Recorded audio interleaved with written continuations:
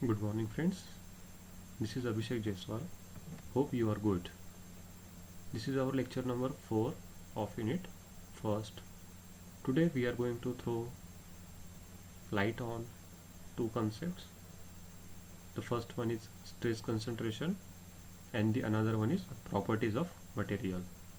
In stress concentration, we are going to see what is stress concentration, causes of stress concentration, and the remedies of minimizing stress concentration, and last one is properties of material.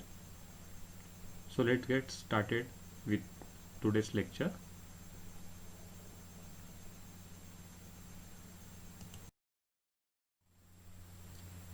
Let's define the stress concentration first. Whenever there is a change in cross section of machine member or element or component, it causes high localized stresses. This effect is called as stress concentration.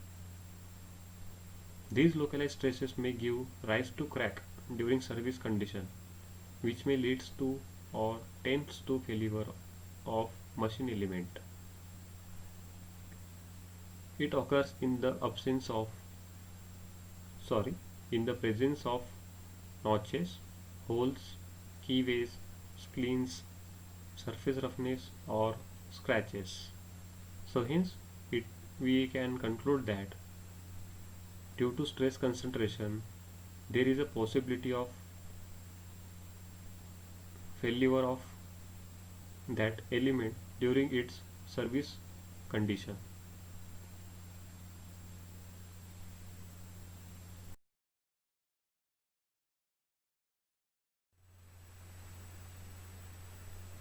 In order to understand full idea of this stress concentration, consider a member or bar with different cross section under a tensile load as shown in figure A and figure B.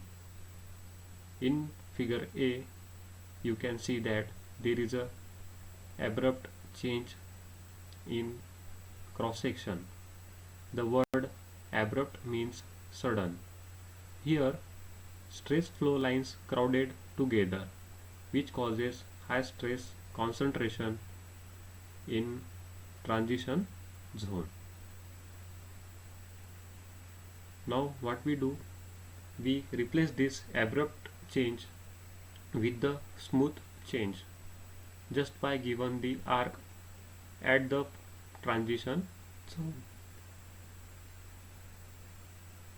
So now you can see that the flow lines are more evenly distributed, which causes lower high stress concentration in transition zone.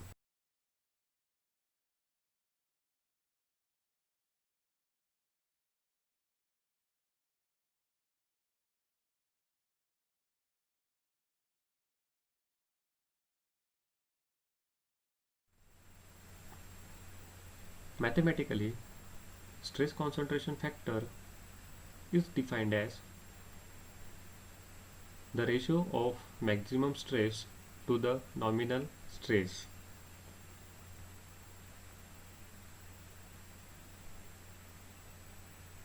The value of Kt is depend on material of member and the geometry of member.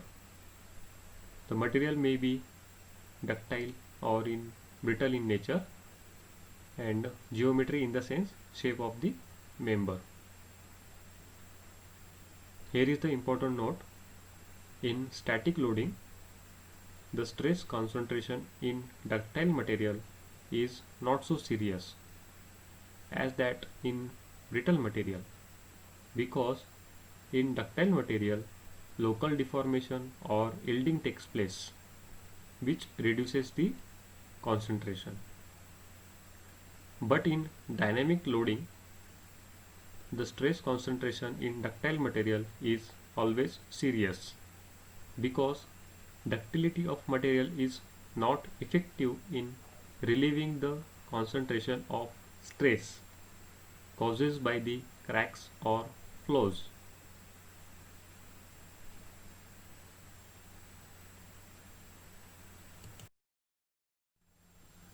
Okay, now you got the idea about stress concentration and why it occurs.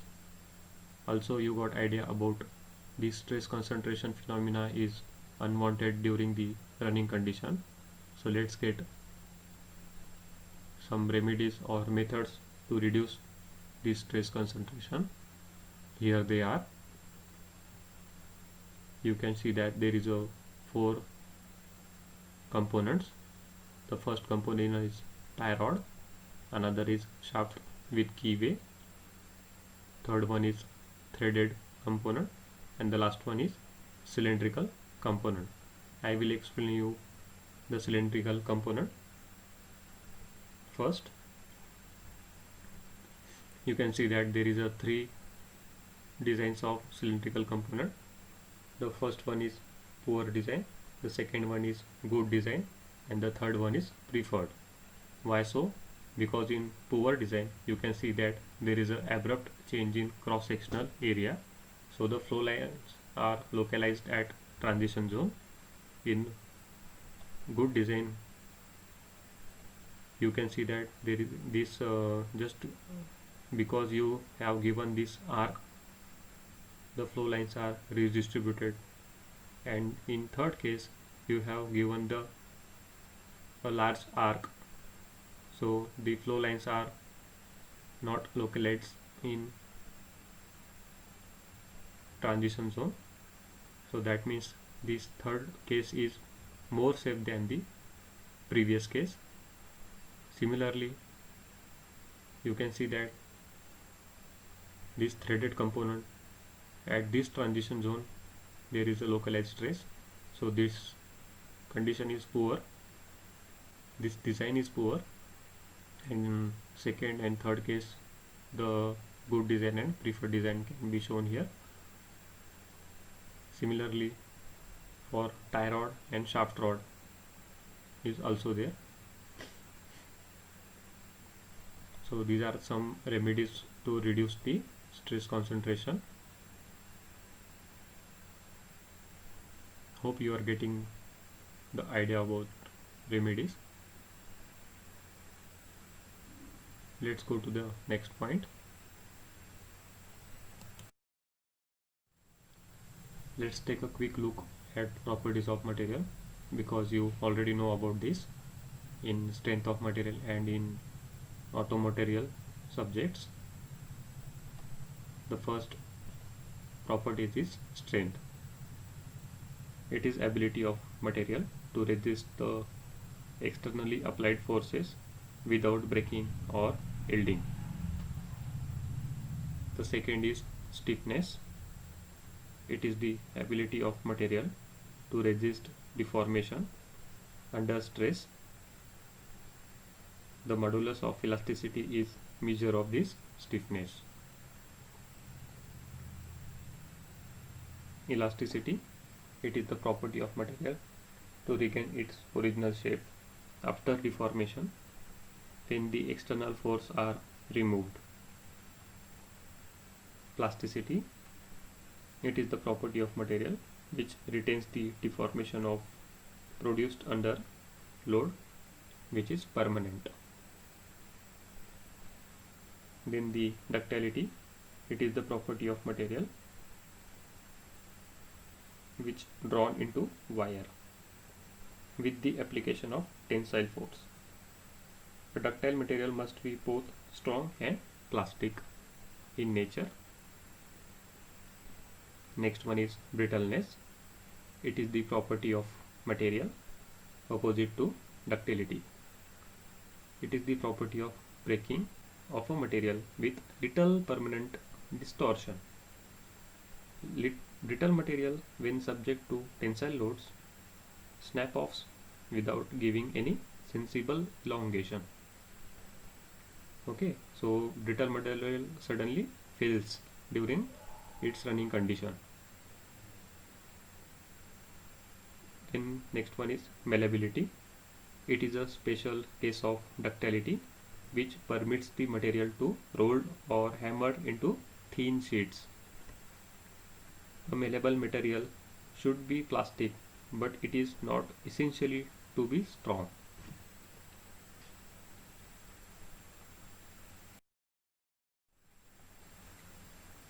Then the next one is toughness.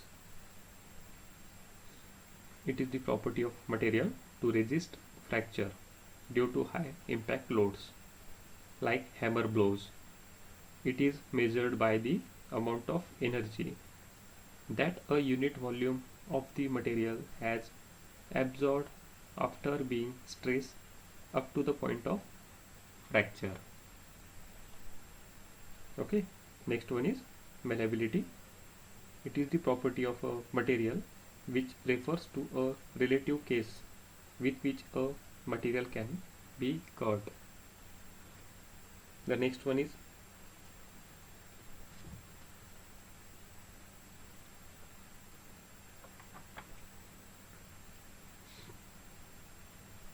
resilience.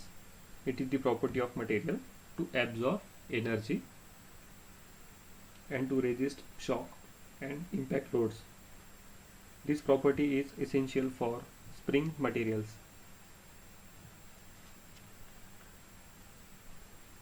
The next one is creep. When a part of subject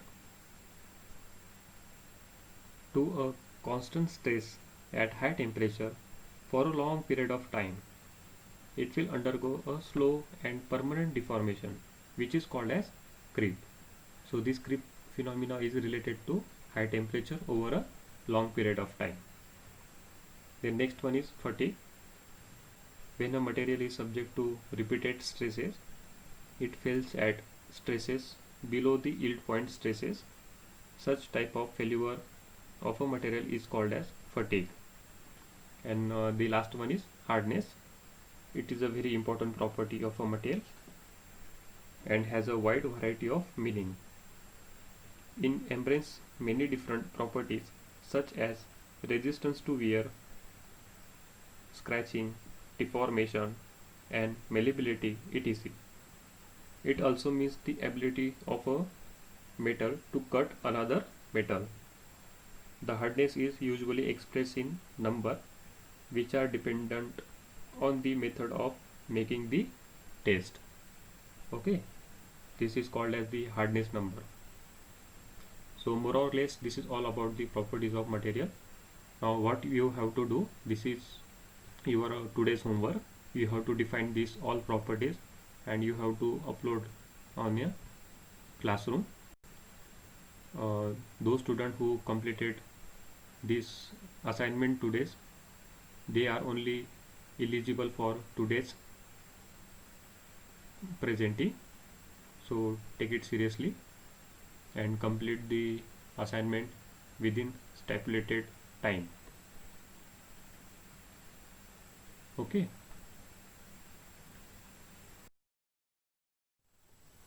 So this is all about today's lecture. Thanks for learning. See you in the next lecture.